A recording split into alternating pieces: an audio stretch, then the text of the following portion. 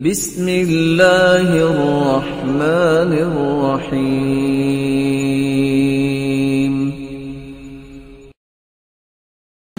رسول اللہ صلی اللہ علیہ وسلم نے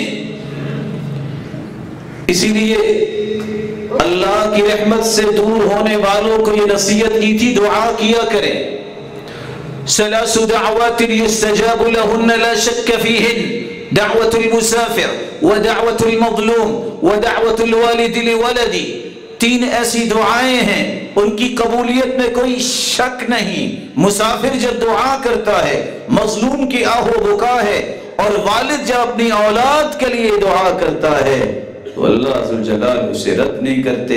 بس تین باتوں کا خیال کر لے، یہ والدین حلال کھانے والے ہوں، یہ والدین نماز فرائض کی پابندی کرنے والے ہوں، اور ان کے اندر اخلاص ہو، ان کی زبان سے نکلی ہوئی بات کو اللہ رد نہیں کرے گا، اللہ ان کی اولاد کے حق میں قبول کریں گے۔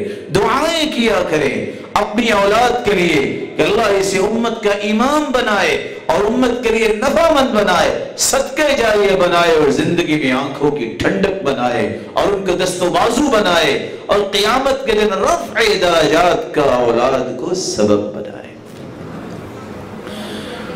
ساتھ ہی اللہ کی رسول صلی اللہ علیہ وسلم نے یہ بھی فرمایا،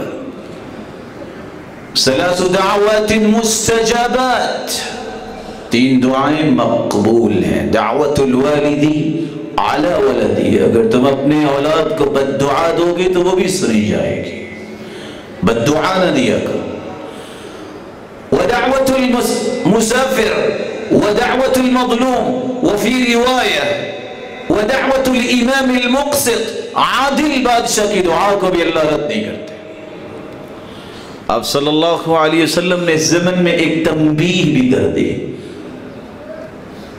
ثلاثۃ یدعون اللہ فلا یستجاب لهم، تین ایسے بدبخت ہیں دعا تو کرتے ہیں لیکن ان کی دعا کو اللہ ذوالجلال قبول نہیں کرتے۔ کون سے محروم لوگ ہیں؟ رجل كانت تحته امرأة سيئة الخلق فلم يطلقها، ایک ایسا انسان جس کی بیوی بد اخلاق ہے، نہ اسے سمجھاتا ہے نہ اسے طلاق دیتا ہے، اس کی دعا کو اللہ نہیں سمجھتا۔ ورجل آتى ماله سفيها، ورجل كان له على رجل دين فلم يشهد عليه، کسی شخص نے کسی کو مال دیا یا لیا ہے، کوئی گواہ نہیں بناتا، تو اس کی دعا کو بھی اللہ قبول نہیں فرماتے۔ وَرَجُلٌ آتَى مَالَهُ سَفِيهًا، ایسا انسان جو اپنا مال بے وقوفوں کو دے دیتا ہے، بچہ ابھی سن رشد کو نہیں پہنچا، بہت چھوٹا ہے، کاروبار اس کے حوالے کر دیتا ہے، وہ مال ضائع کر دیتا ہے، ایسے شخص کی بھی دعا قبول نہیں ہوتی۔